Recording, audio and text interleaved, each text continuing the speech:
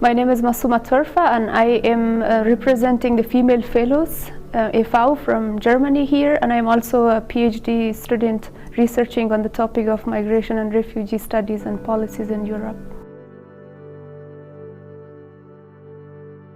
That's actually a very good question on the question of EU contributing on the Global Compact on refugees. We have to identify between the Global Compact on refugees and on Global Compact on migrants, the GCR and the GCM. You know that the role of EU as one of the biggest alliances of the Global Compact on refugees does matter globally.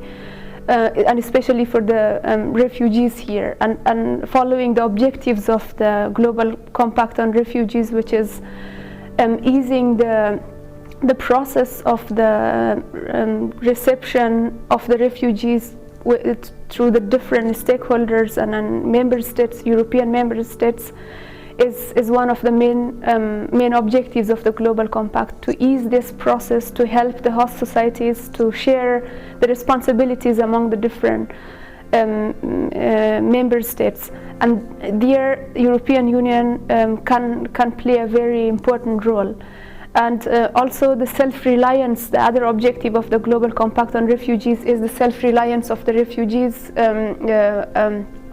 on their work, on their integration to labor market, and also on their role in decision and policy making at EU level. This framework in place at European Union itself could be a sample, a model for the rest of the world to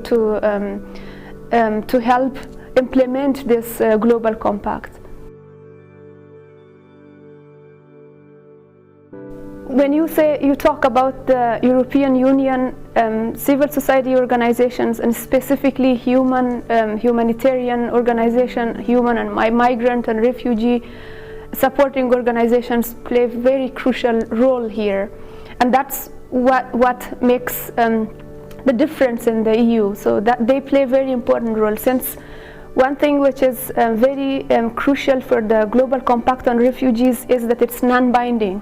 So here specifically the role of the civil society organizations come in place, because the countries are not supposed to, they don't have to do it. They can go on to work within the framework of the Global Compact on Refugees and for those 4 specific objectives if they want.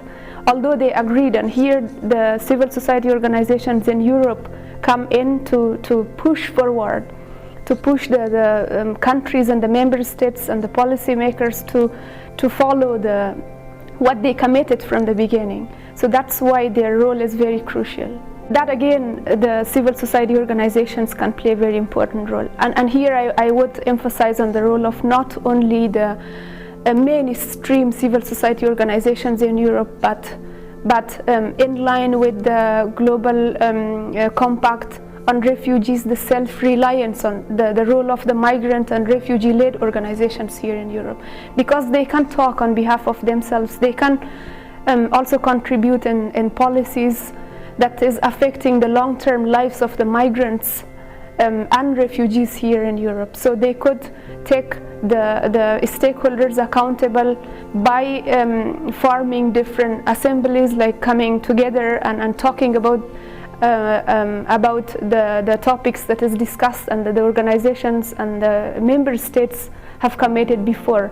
So that is how the lobby that's done through the civil society organizations from the different levels, EU member states, local level, and the bubble in Brussels, and the forum on refugees that's taking place, the global forum, that itself is, for example, coming in the coming December every 4 years, and that is not the only thing that's making the difference. There should be more sustainable discussions on this, sittings, talks, and action plans. There should be specific objectives set for the year, for every maybe 6 months and so on, and then they should follow based on that.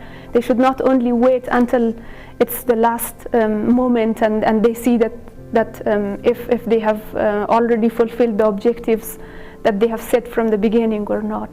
So that's why in a timely manner, keeping people and the responsible is a question of time and a question of hard work and question of cooperation and being supportive with each other.